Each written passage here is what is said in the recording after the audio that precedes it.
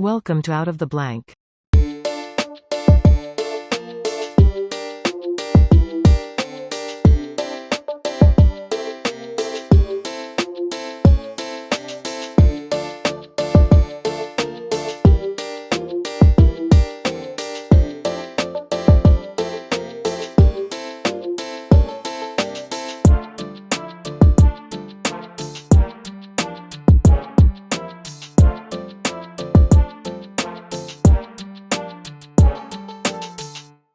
Welcome to another episode of Out of the Blank podcast. I'm here with Mel. Mel, for everyone out there listening, why don't you give everybody a little bit about yourself? Yes, so my name is Mel Slater. I'm at the University of Barcelona. I've been doing research on virtual reality for about 30 years now. We first started in 1991. It changed my life in the sense that before I'd been working on computer graphics, but when I first tried virtual reality, I was so amazed. I wanted to understand why it worked, because you could imagine in those days, the kind of visual displays you got were nowhere near as good as we have now. And many things were very different. Though there's many things the same as now, there were many things that were very different. Basically, overall, the quality was much lower, but nevertheless, it had a huge impact on me. So I changed my research direction in order to study how and why virtual reality works. Why do people feel that they're in the space depicted to them by the virtual reality system? Why do they respond as if it's really happening?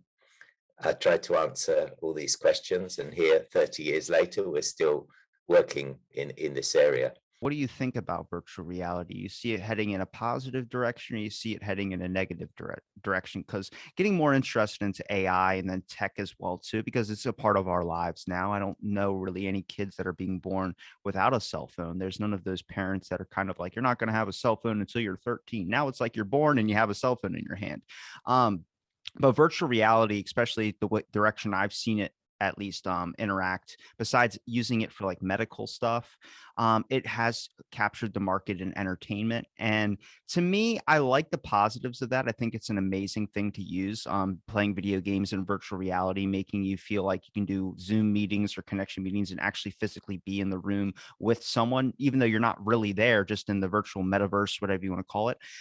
But I feel like it's what we're seeing in the direction it's going, it's taking it down a bad route where it could be used for so much more. And I feel like it's like meeting God, but not really like wanting to talk to him. It's like just being in his presence. It's like for some people that's enough. But what happens if you could actually communicate and have a conversation? That's what we could do with virtual reality. You could literally use it for so many more positive things than just classic video games or designer, whatever you want to say. You could use it for implications of first thing I could think of. Sorry if I'm ranting, but there's a video game where a kid had lost his dad, and this isn't the story of the video game. This is an actual real scenario, but his dad and him used to play this video game all the time. And this racing video game will have his dad's car, which is the best lap track record, as a ghost on the actual thing. So whenever he would play, he would just race against his dad, who's no longer with him.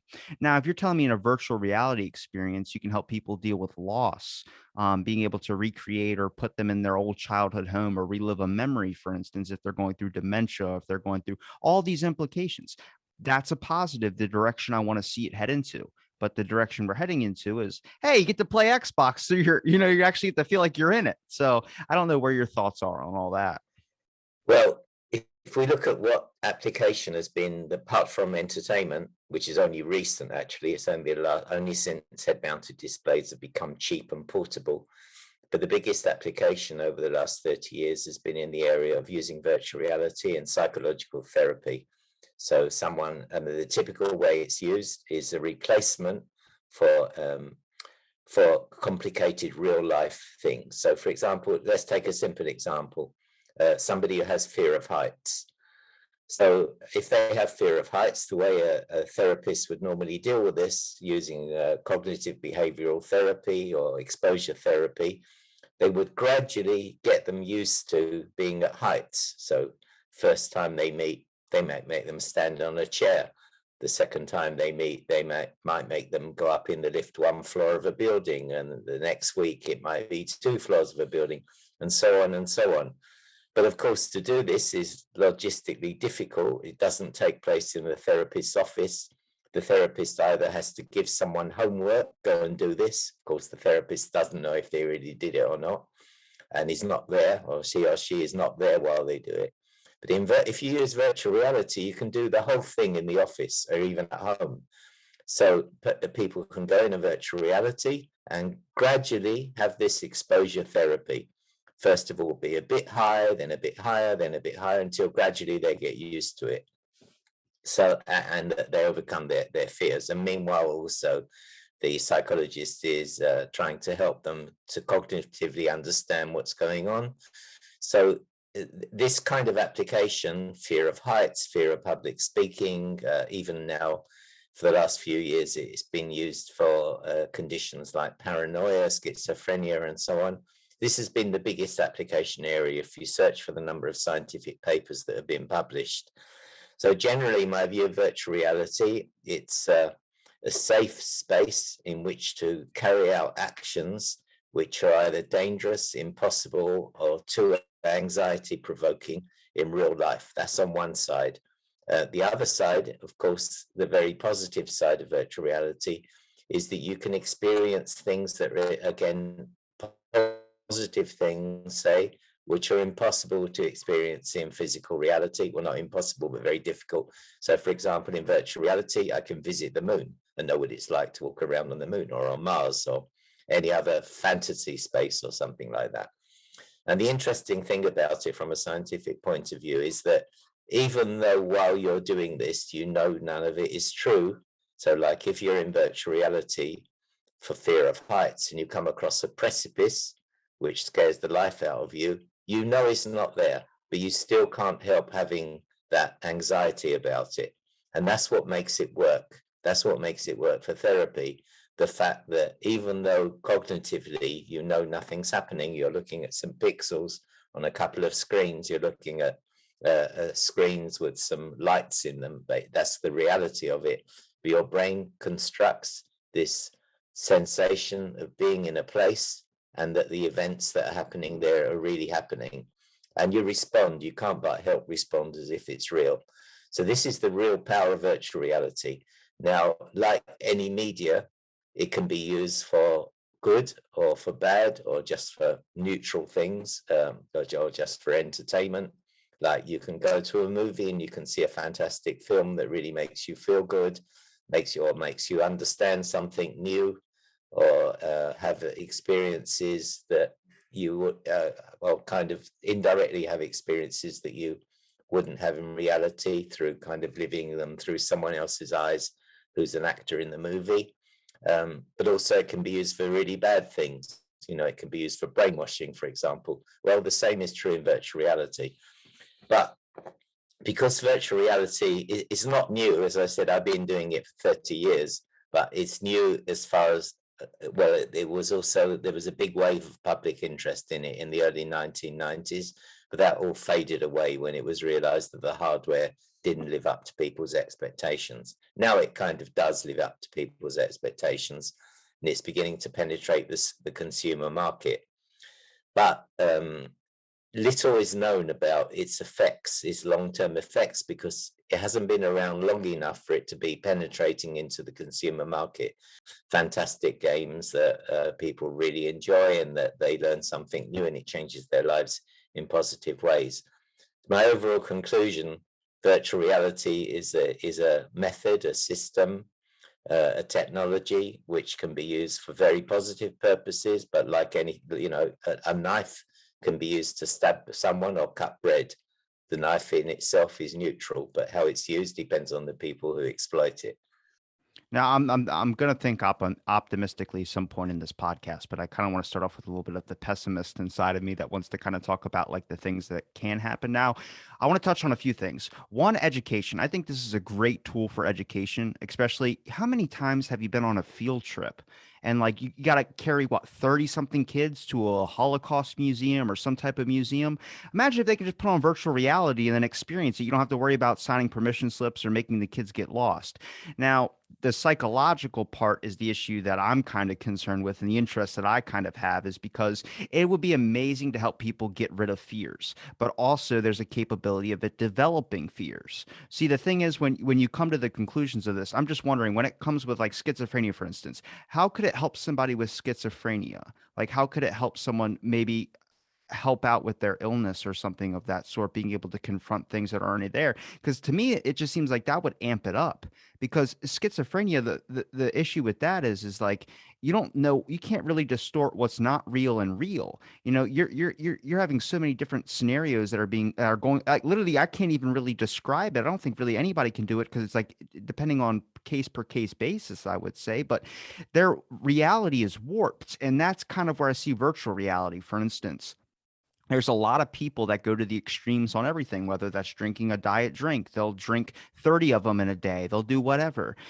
I look at virtual reality as like for a lot of people, at least the general public. Now, I know your education, this is probably way different. And this is kind of why I like to ask you these questions because the general public, like myself, like you said earlier, the media is going to report on these types of things. They're going to show you the crazy, fun, insane stuff you can do to show you how amazing technology is, but also they're going to report on the number of issues that do occur with virtual reality. So I like to jump in front of that bullet before instead of getting hit by it later. So I want to talk about the implications that it could have psychologically for someone with schizophrenia, but also like what's to stop someone from enjoying the virtual reality so much that they don't want to function in the real world anymore? You know what I mean? Because if you can tell me I can live in a mansion or I can live in this type of thing and be in this experience, and all I have to do is get up and go to the bathroom and do all these types of things in reality, and I just quit my job.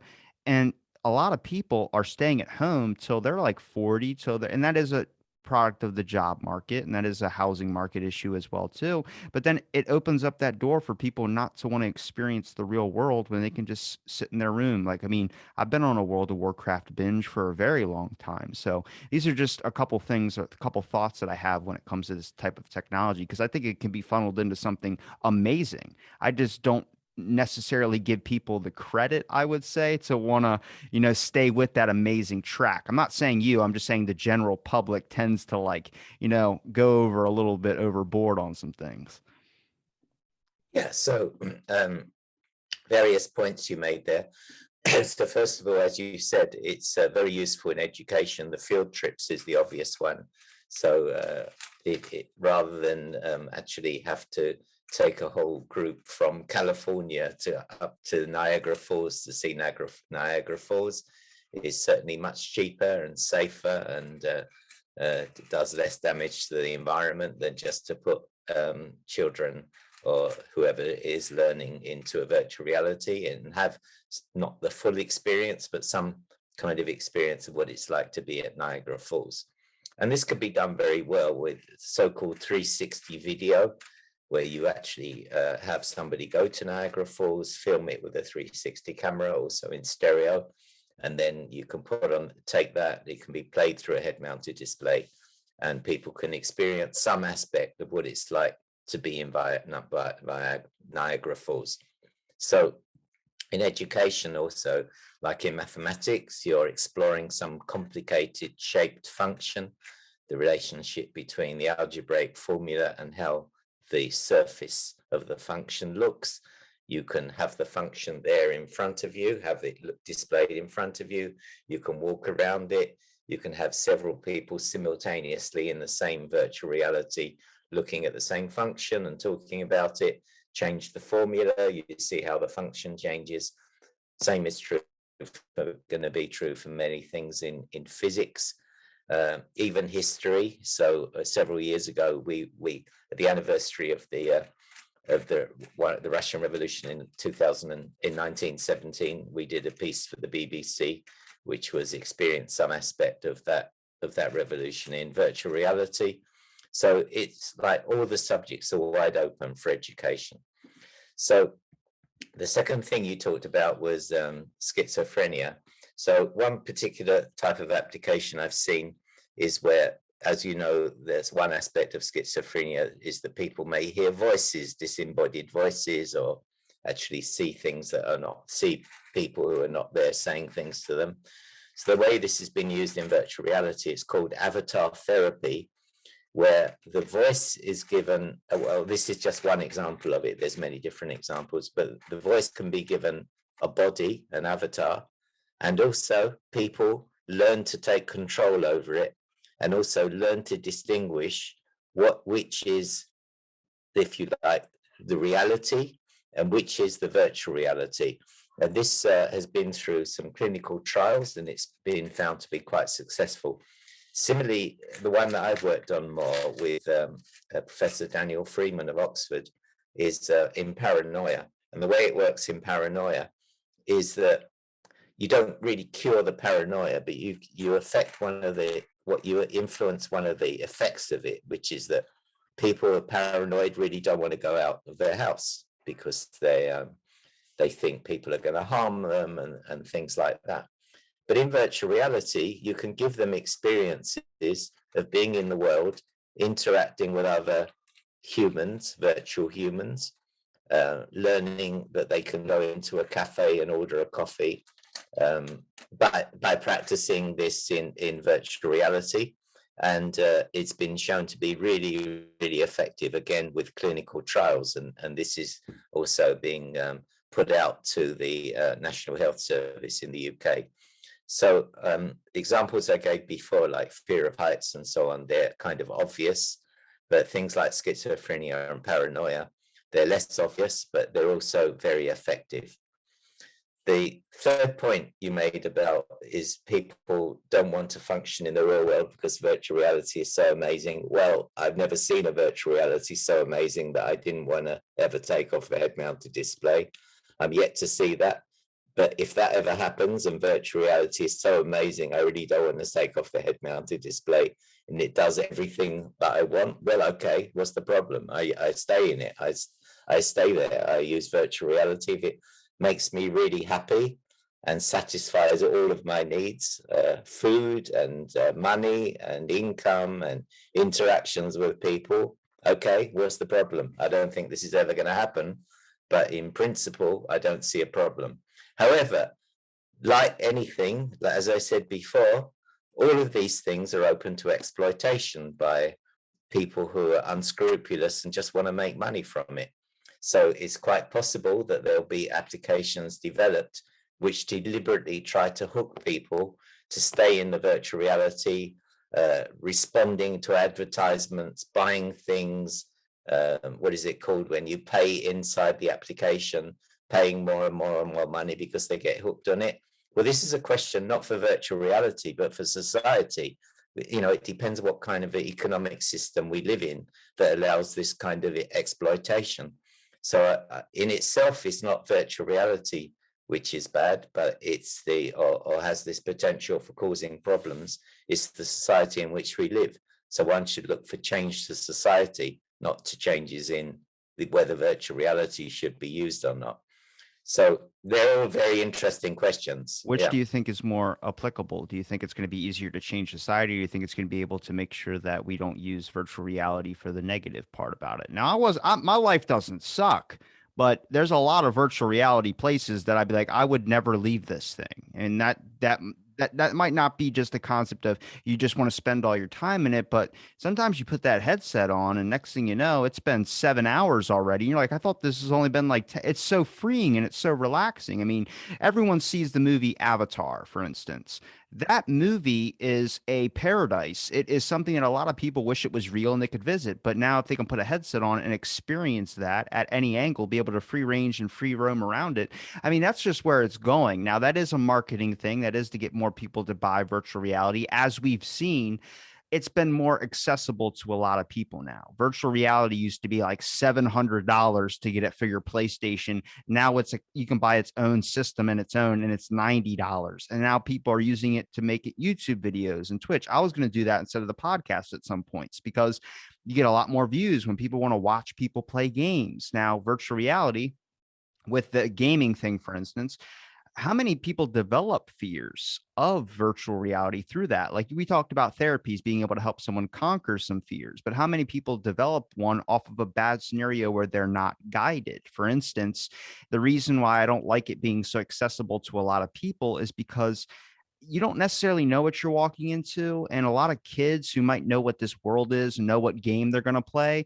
they like to play a prank on their parents where they go, "Hey, dad, you want to be in this haunted mansion? It's pretty cool. You just get to sit on this couch." And then they sit on the couch. Next thing you know, the kid starts, ramping it up to the most extreme scare tactics. And the parents freaking out because you see those videos, they're like punching something or they're doing something and they're hitting a wall or they're doing whatever because they don't realize like it's so new to them. It's a different age. And with these kids growing up that are digitally native, it's something I think we should be aware of as well too. I'm not saying that nobody's not thinking about it. I'm just saying this is the direction that I see it heading towards. At least the general public sees it, which I consider myself part of that.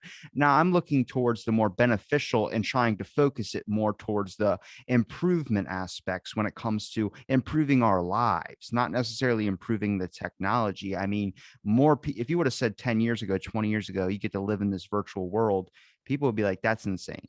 Now it's like a possibility. And I'm like, we got to make sure that doesn't turn into like the trash that we kind of do now. We got to make sure it turns into something beneficial when it comes to board meetings, when it comes to education purposes. I mean, during the pandemic, it would have been a lifesaver for a lot of kids if they had a virtual reality headset to go to school. You wouldn't have to worry about them not going to school because of a pandemic. They would already be in it. And that's where I see the benefits of it. Now with schizophrenia and paranoia, um, I feel like that would make you way more paranoid, man, because I would start distinguishing what the hell's real. You know what I mean? Like even if I enter that virtual reality once, I'm just already thinking like it's like smoking a cigarette. There's no undoing smoking a cigarette, but there's no undoing. You can take off the headset, sure, but damn, if you're not at work the next day, like I wish I was in my virtual reality right now. Like I would love that. Yeah, so these are interesting points. The thing is, there's been a huge amount of speculation about the ethical consequences of virtual reality, but there's very little data out there, very little data. I mean, everything you've said are just kind of arguments that you're making, which may have some validity, but there's really no data to support it, actual scientific studies. So we've just started from funding from the Spanish government a new project which is going to experimentally look at various ethical problems like some of those that you raised, to study whether these really do happen or whether it's just speculation. I really don't know. And at the moment, there's the only regulatory control over virtual reality is that which applies to anything like movies um, or television or adverts and so on. Different countries have different regulatory systems, but there may need to be eventually regulatory control over virtual reality, because at the end of the day, as you're hinting, it is more powerful to be in the same space as a character who's insulting you than to just see somebody on television who seems to be insulting you. It's a completely different experience. So maybe there'll be some regulatory control. But in a way, I'm not exactly sure what you're getting at, because what you're raising is basically politics. It's a political issue of how a new technology should be integrated into society. And this can't be decided by the technology. It's a societal problem. As I said before, it's how an economic system is used to confront a new technology. And as we've seen, it can go really bad. So if we look at things like Facebook, Twitter, and so on, in a way, they've been extremely positive. So like during the pandemic, I started using Facebook that I hadn't used for many years to keep in touch with people who I hadn't seen for a while, who were far away. It was very good. But also we know that Facebook is possibly destroying democracy. So, this is not a problem. This is a problem of Facebook in the sense of what regulatory internal controls do they have inside Facebook, but it's also a problem of how society is organized, who is taking advantage of these systems to promote their own ways of thinking and impose them on others. This is not something I, as a virtual reality researcher, can do about in my role as a virtual reality researcher. It's more of a political problem, more of a problem of affecting laws, more of a problem of changing the way aspects of society are organized commercially. You know what my biggest fear is? What's going to be bigger than virtual reality? It's going to be augmented reality. Why? Eventually, it doesn't exist now, but eventually you'll have kind of glasses like our ordinary spectacles that we wear. Be walking through you won't need a mobile phone anymore because it will be integrated in the augmented reality. So we'll be wearing these all the time. You're walking through the street, and suddenly you're bombarded by virtual characters coming over to you, trying to sell you things, or saying, come to this restaurant, or buy this, buy that. And the only way you'll be able to stop that is to pay the providers of the augmented reality system, so that you're not bombarded all the time with adverts. So this is something which I think is quite likely to happen. So what do? Do we say, okay, we do not allow augmented reality to ever happen? We stop it. This is going to be impossible. I don't know any technology that's ever been stopped for the reason that it may be used badly. But as I said, it then becomes a political problem of how this is allowed to be introduced into society, which is on a whole different level from what we're talking about today, involving political organization and things like that I don't really want to go into now. But this is, we're talking two different levels: the possible positive and negative uses of technology. That's on one side. We know that virtual reality and augmented reality are capable to produce good and also capable to produce evil. Which one of those happens and predominates is a question for society to deal with, which is really more of a political issue. Now I'm going to head more towards the optimistic side of things when we talk about simulations, for instance, virtual reality. And I didn't really want to, wasn't trying to connect the politics part to it, but now I can kind of see what you're talking about. There is a lot of like these corporations, as free as it is, there's corporations that are kind of manipulating it in a certain sense, kind of taking it off the original tracks that the general public is coming in contact with. But if we talk about the benefits, for instance, imagine if you have a historian that focuses in a particular area. Let's say one of my favorites, Leonardo da Vinci. If you have a historian of Leonardo da Vinci that programs a simulation that people can put on virtual reality and be able to experience Leonardo da Vinci writing down in his workshop. Now, you can't talk to him, you can't interact with him, but you get to be in the presence of a man that is creating some of the most advanced materials or advanced ideas of that time period.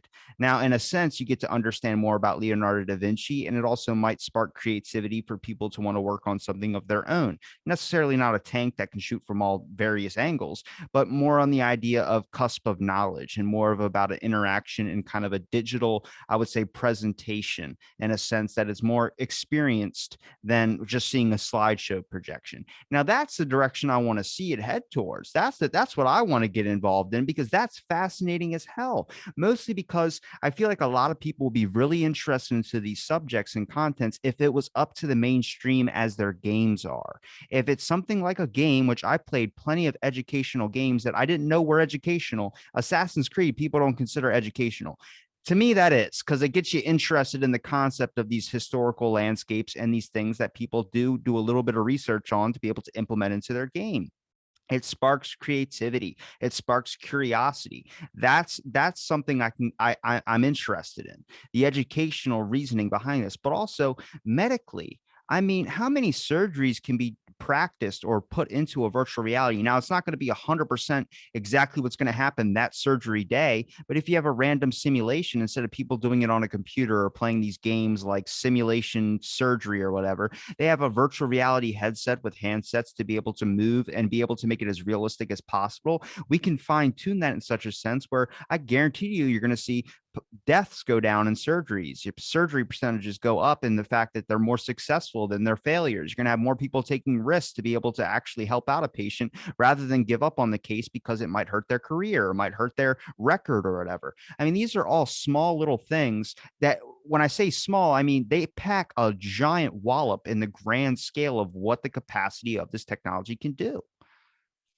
Yes, I agree completely. So if we consider surgery, medical applications of virtual reality, again, have gone on a lot in the last 30 years.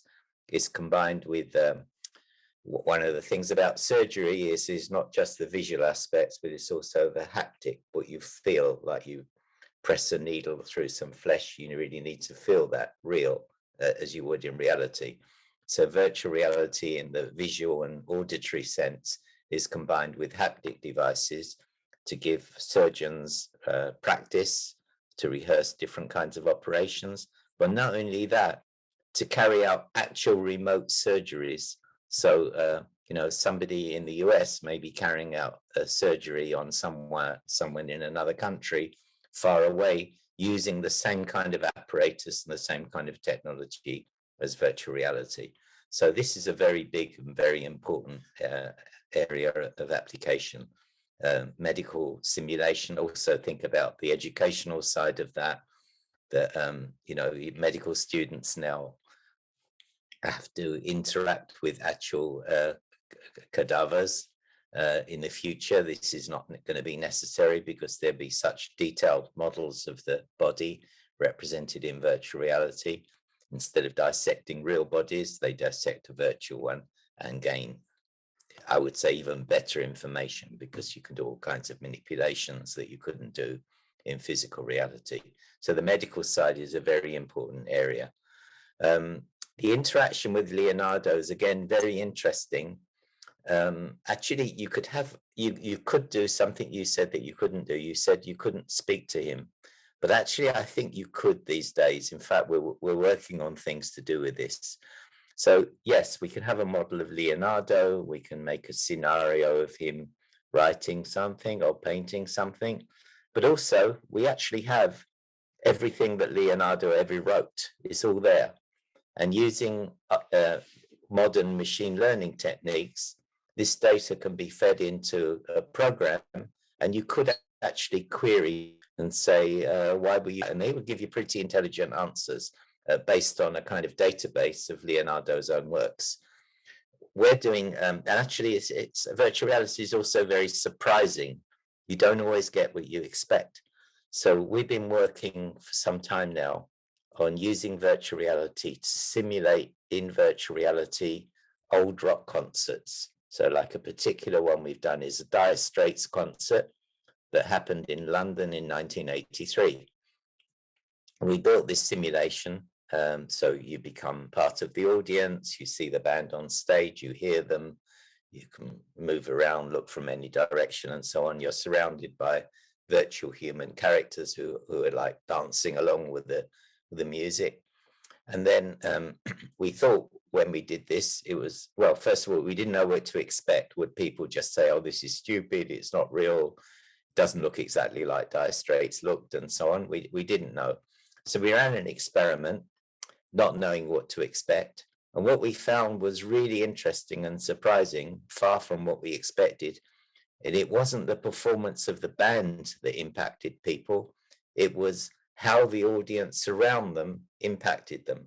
So, for example, people would say, oh, whenever I looked at this character, they looked back at me and stared too long, and I thought they were thinking bad things about me. Or women would say things like, I looked at this guy and he looked, do you remember, this is all virtual reality, there's nobody real there.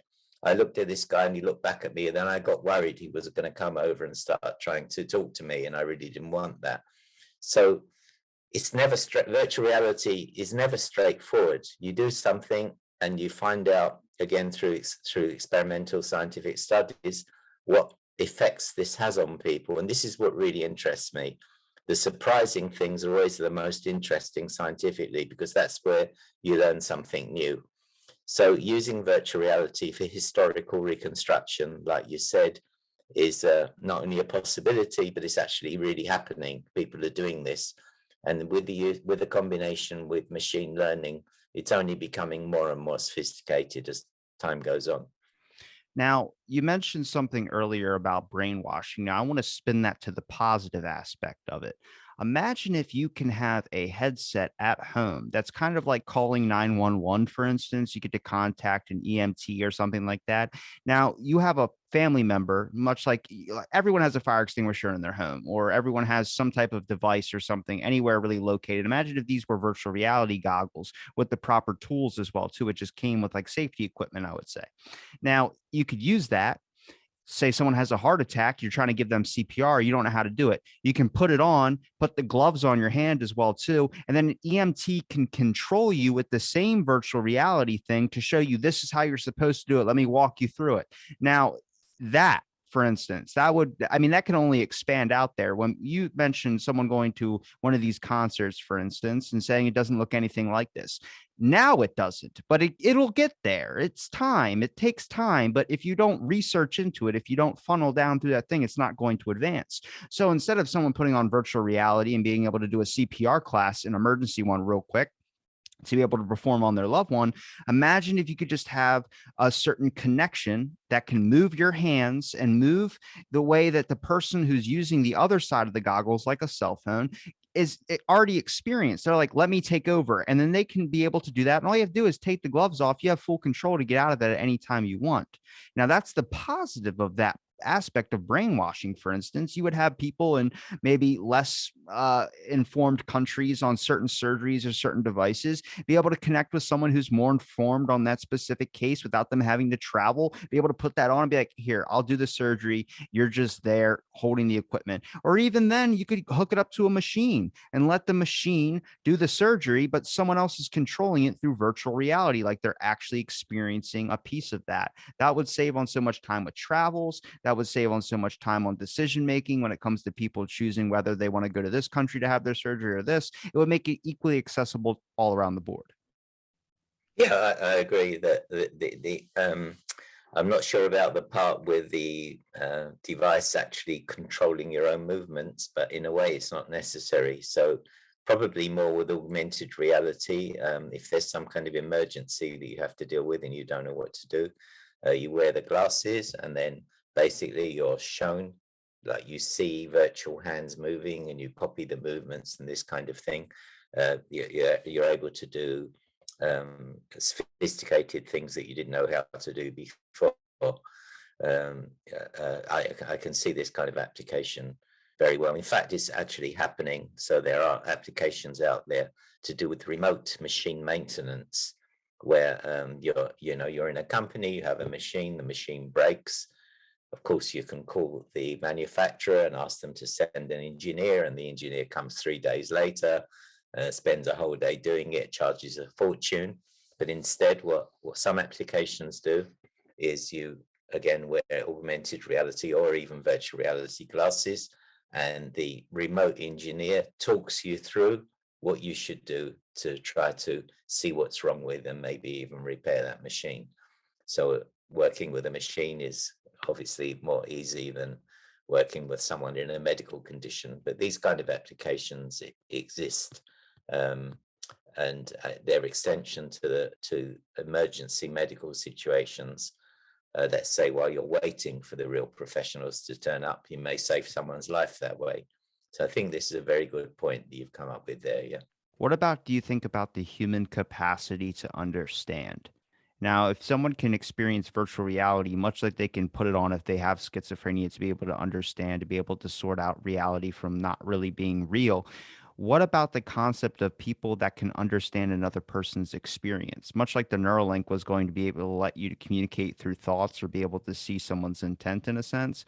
Imagine if you have a family member who's developing some type of severe medical or mental disorder, and you're trying to know what that is, but you can't understand it because you don't know what it is. Now you can put on virtual reality to be able to experience what they experience. For instance, how many people have taken psychedelics and tried to describe the trip that they had, this enlightening experience? Imagine if you don't have to take the drug anymore, but now you can just take that virtual reality and experience something like a psychedelic trip, an enlightening sense of oneself. Or we can talk about cigarettes. How many people smoke a cigarette and don't realize the full effects of their health or something like that until they're 70 years in, and next thing you know, they're working off one lung.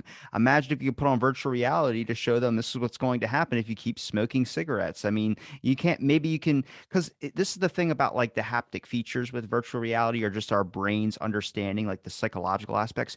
When you have a headset on, if you have earpieces in, if you have something over your eyes, and it'll make you your brain will start thinking you're actually here, like you're actually on top of this skyscraper. Now you're not there at all, but it makes it like that. Now, if that keeps excelling and that keeps going forward, someone that does a fighting class or something like that, they rip off the headset. Now their heart's beating, they're feeling all the effects of what they were just in, if they were in a chase or if they were doing something like this.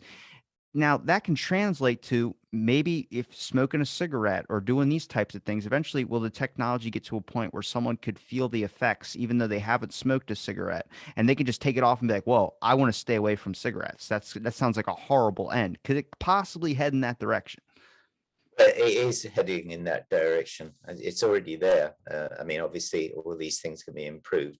So, perspective taking, experiencing the world from someone else's point of view.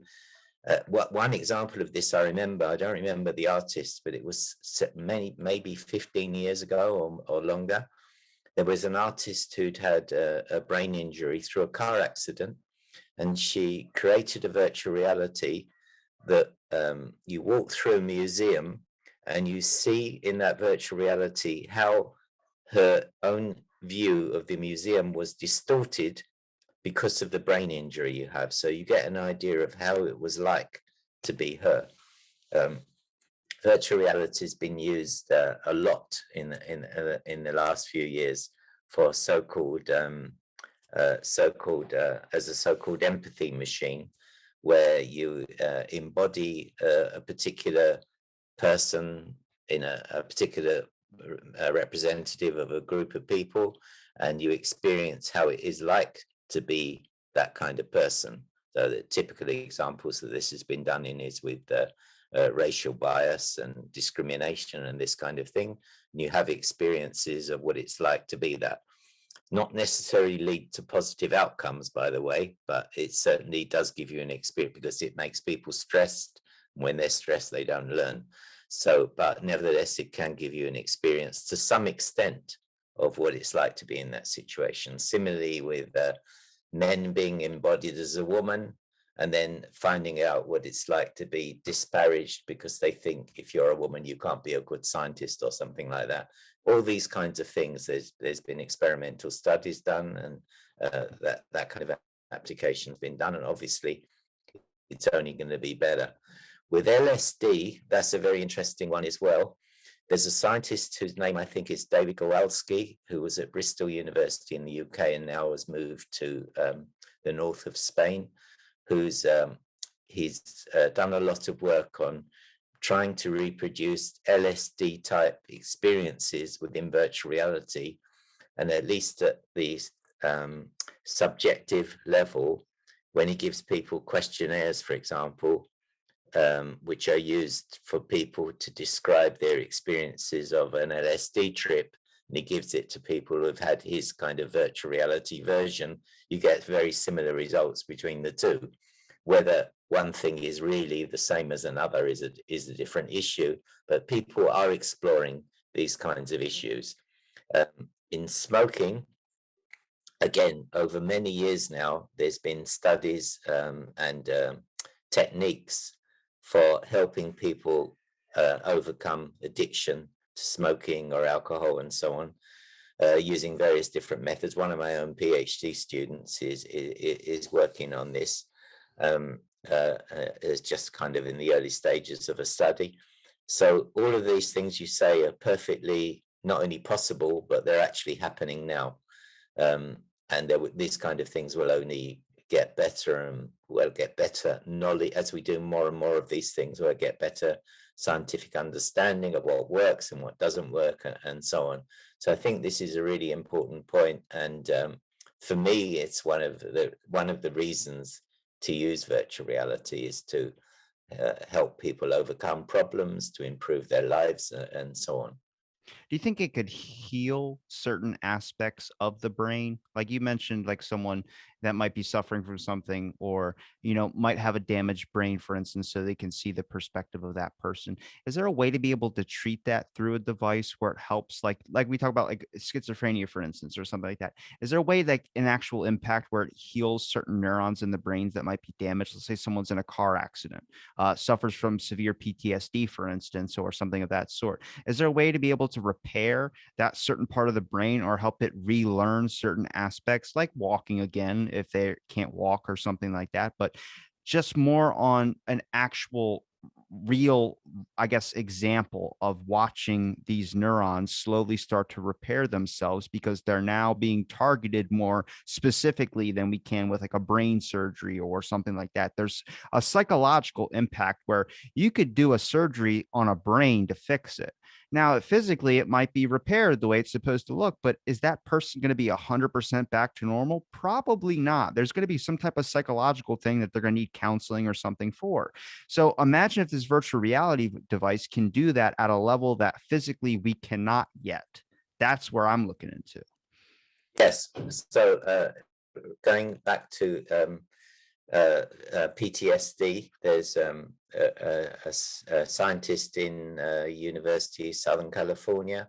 His name is Albert Skip, who for years and years now, maybe 15 years, has been using virtual reality to help veterans overcome their PTSD. This is very successful work. PTSD it can really very, very badly affect people's lives so they can't function in the real world, and they have very successful outcomes in this treatment.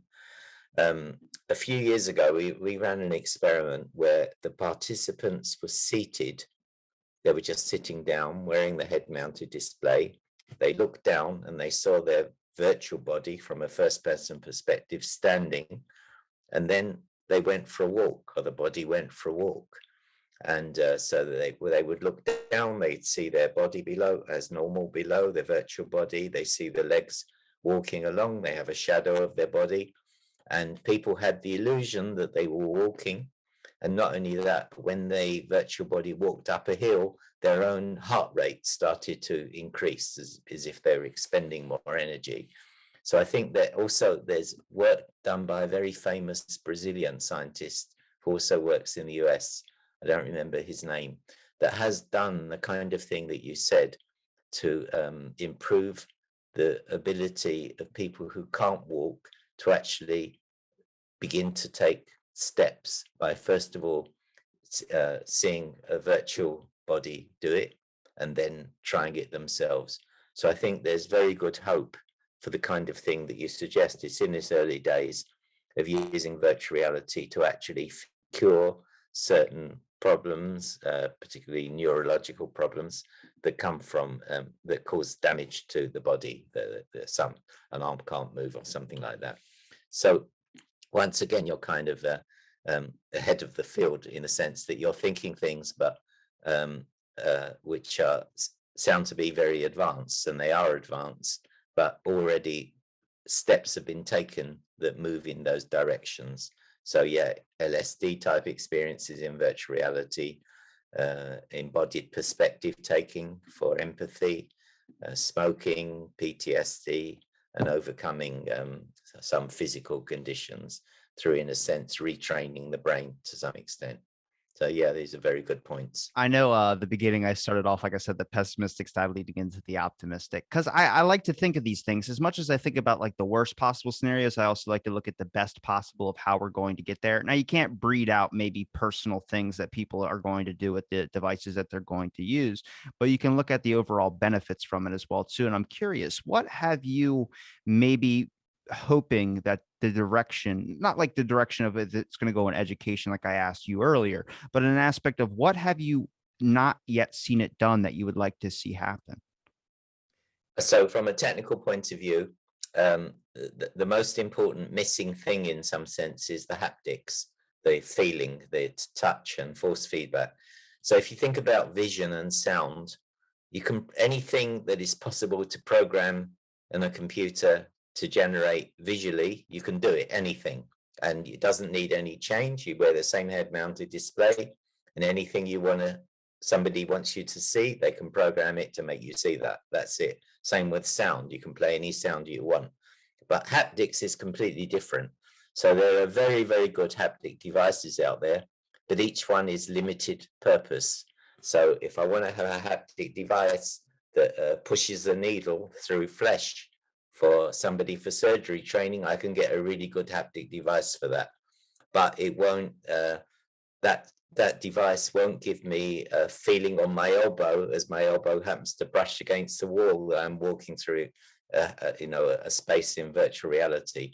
So for every kind of haptics, you need a different device in order to be able to do that. So what we really need is a generalized haptics where I use one type of system, one device, and it does everything. I can push a needle through the flesh. I can bump into a virtual wall and feel it on my body. Somebody can push my shoulder and I feel them pushing the shoulder. That doesn't exist, and we're very, very far from having anything like that. My own view is that that may be solved eventually through direct computer brain interfaces, that you spark that aspect, some part of the brain that gives you, now I might be talking now 50 or 100 years time, that gives you the feeling that something's touched your skin or pushed you, or you feel different textures. That's another thing, just feeling textures. I'm sitting here on a table, which is wood.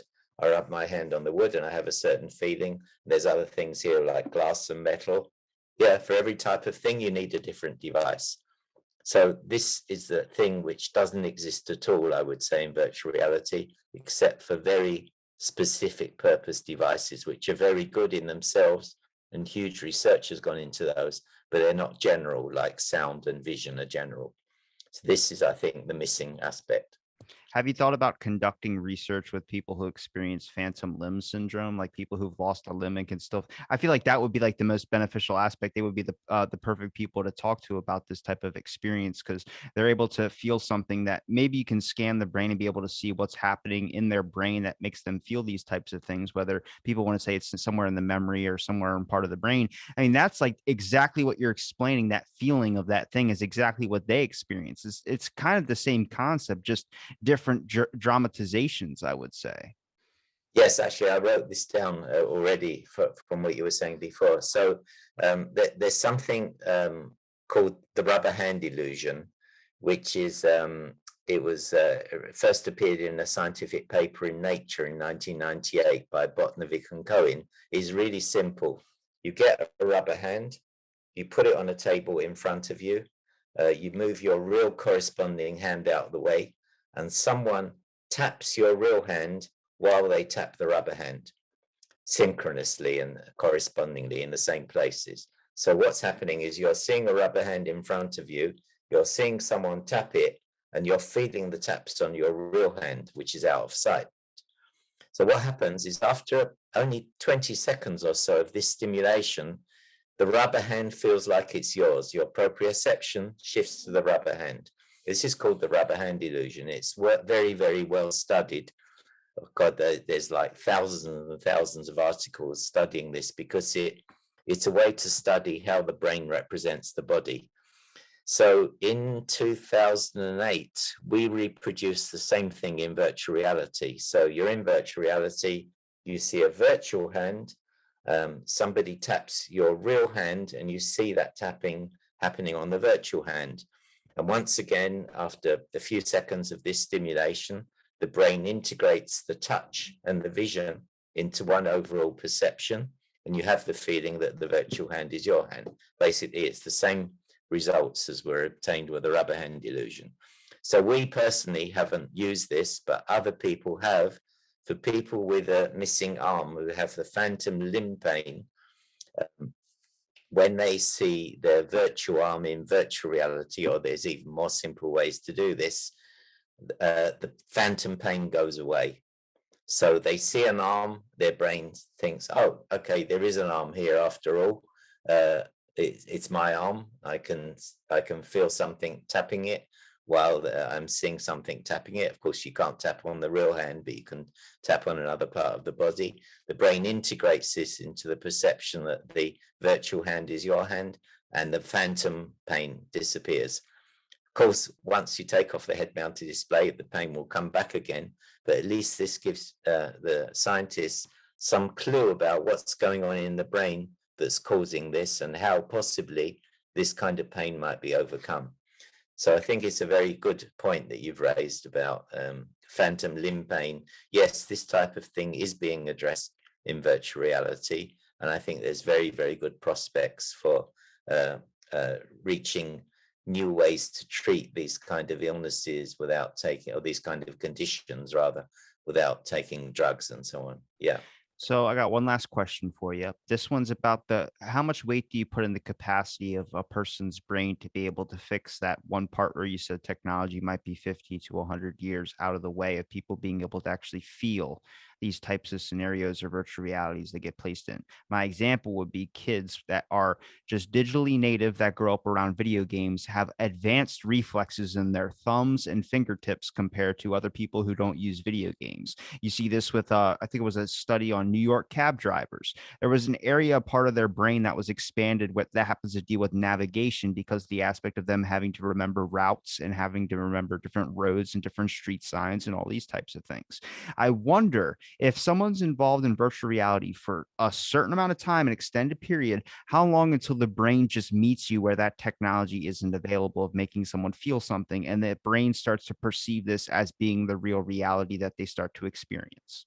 Yes, very good point. So this doesn't happen with everyone, but if in virtual reality you see a sharp point and you have virtual hand and you put your virtual hand on the sharp point, many people will feel it, even though there's no haptics, nothing physically is happening.